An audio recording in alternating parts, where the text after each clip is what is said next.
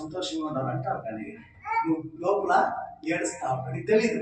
అందుకే యేసు చెప్తాడు, ఈ దుఃఖాన్ని సంతోషంగా మార్చే ఒక్కడే యేసు ప్రభు నీ హృదయంలోకి వస్తే నీలో ఉండే దుఃఖము బయటకు వచ్చేస్తుంది. ఇలాంటి దుఃఖమా? ఇప్పుడు కొంతమంది చాలా నిలబడుకునే చాలా ఆరాధన ఒప్పుకోరు. ఎలా అంటే చూడండి, ఒక మొబైల్ మాత్రం 2 గంటల 3 గంటలు చూస్తూనే ఉంటారు, గేములు ఆడుతూనే ఉంటారు. ఎలా అంటే దేవుడికి వాళ్ళు కనెక్ట్ ఉండదు. నువ్వు ఆరాధన చేయడానికి నీకు ఇష్టం వస్తా ఉందంటే నువ్వు దేవుడికి కనెక్ట్ అవుతావు అని అర్థం.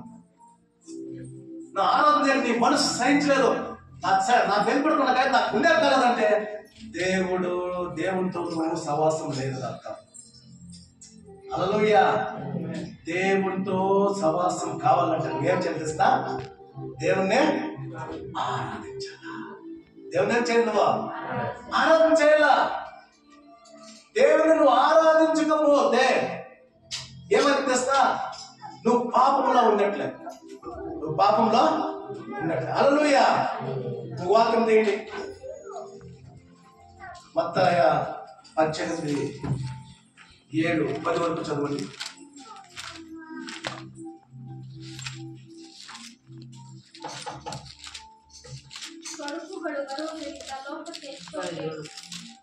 మత్తయి 18:7-10. ತೊಡಕುಗಳು ಬರುವುದರಿಂದ ಲೋಕಕ್ಕೆ ಎಷ್ಟೋ ಕೇಡು, ತೊಡಕುಗಳು ಹೇಗಾದರೂ ಬರುವವು.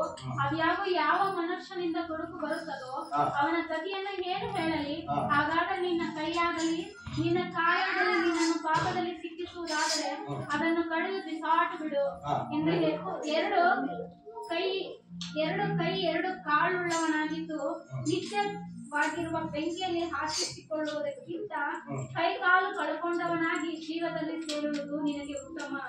ನಿನ್ನ ಕಣ್ಣು ನಿನ್ನನ್ನು ಪಾಪದಲ್ಲಿ ಸಿಕ್ಕಿಸುವುದಾದರೆ ಅದನ್ನು ಕಿತ್ತು ಬಿಸಾಟು ಬಿಡು. 2 ಕಣ್ಣುಳ್ಳವನಾಗಿದ್ದು ಅಗ್ನಿ ನರಕದಲ್ಲಿ ಹಾಕಿಸಿಕೊಳ್ಳುವುದಕ್ಕಿಂತ ಒಂದೇ ಕಣ್ಣುಳ್ಳವನಾಗಿದ್ದು ಜೀವದಲ್ಲಿ ಸೇರುವುದು ನಿನಗೆ ಉತ್ತಮ. ఇక్కడ దేవుని వాక్యం ఏం చెప్తుందంటే, ఒకవేళ దేవుని దగ్గరికి నువ్వు రాలేకపోతున్నావంటే, నువ్వు నీ చెయ్యి నిన్ను పాపంలో చిక్కేస్తా ఉందంటే, నీ కాలు నిన్ను పాపంలోకి నడిపిస్తా ఉందంటే, దేవుని వాక్యం చెప్తుంది, దేశం చెప్తాడు, ఆ కాళ్ళను తెగొట్టి పారాయి, ఆ చెయ్యిని తెగొట్టి పారాయి, ఆ కన్నును కూడా తీసి పారాయంట. తీసాక అవుతుందా? ఇప్పుడు నువ్వు దేవుడు చెప్తాడు, ప్రార్థన చేయకుండా ఉండేది కూడా ఒక పాపమే. యేసయ్య ఏం చేస్తాం? తొలికోడు తెలుసా మీకు? 3 గంటలకి లేచి ఆయన అడవికి వెళ్ళి ఆ మోకాలు వేసి ప్రార్థన చేసి తర్వాత వచ్చి ఆ సువార్తకు పోయి తరతర రోగాలు మేలు చేస్తాడు ఆయన. నువ్వు ప్రార్థన చేసేకే నీ మనసు రాలేదంటే నువ్వేమిట్లా ఉన్నావు అర్థము? పాపములో మునిగిటావు. ఆ పాపము నేను నిలిచేలేదు, నేను ప్రార్థన చేయని పాపం నిలిచేలేదు. ఒకవేళ పాపంలో చనిపోతే ఎక్కడ పోతాం? నరకానికి వెళ్ళిపోతాం. అందుకే దేవుడు చెప్తాడు, నిన్ను ఒక కన్ను పాపంలో పడేస్తా ఉందంటే నువ్వు చెడ్డ చూపు చూస్తావు. ఒక స్త్రీని కానీ ఒక పురుషుని కానీ చెడ్డ చూపు చూస్తూ ఉంటావు. చూస్తూ ఉంటే అక్కడ ఏం ఏర్పడుతుందంటే పాపం ఏర్పడుతుందంట. అందుకే నీ కన్ను నిన్ను పాపంలో పడేక ముందే ఆ కన్నుని తీసి పారాయటాడు. కన్ను అంటే కన్ను కాదు, ఆ దృష్టిని చేసి పారాయి. నువ్వు పాపము నిన్ను ముట్టక ముందే, పాపం ముడితే ఏమవుతుంది? చిన్నపయ్య పెద్దపయ్య పాపం ముడితే ఏమవుతుంది?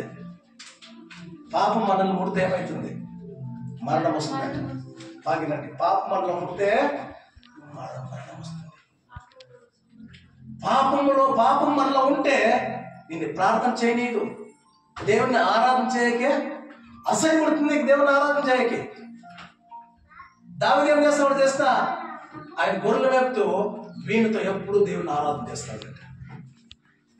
ఆయనకి ఆరాధన చేసేవాడు కావాలి. ఆయనకు ఎవరికో యేసయ్య కావాలి. ఎందుకంటే నీ ద్వారా గొప్ప గొప్ప కార్యాలు చేస్తాడు ఆయన. ఎవరైతే ఆయన ఆరాధన చేస్తారో, ఎవరైతే ఆయన స్తుతిస్తారో ఏం చేస్తాడు ఆయన? గొప్ప గొప్ప కార్యాలు చేస్తాడంట. నువ్వు ప్రార్థన చేయాలి, ఆయన ఆరాధన చేయాలా, ఆయన స్తుతించాలా, ఆయనకి ఎక్కువగా సమయం ఇవ్వాలా. దేవుడి సన్నిధానంలో మనం నిలబడాలంటే మనం ఎక్కువగా చేయాలా, ప్రార్థన చేయాలి. చూద్దాం ఇంకో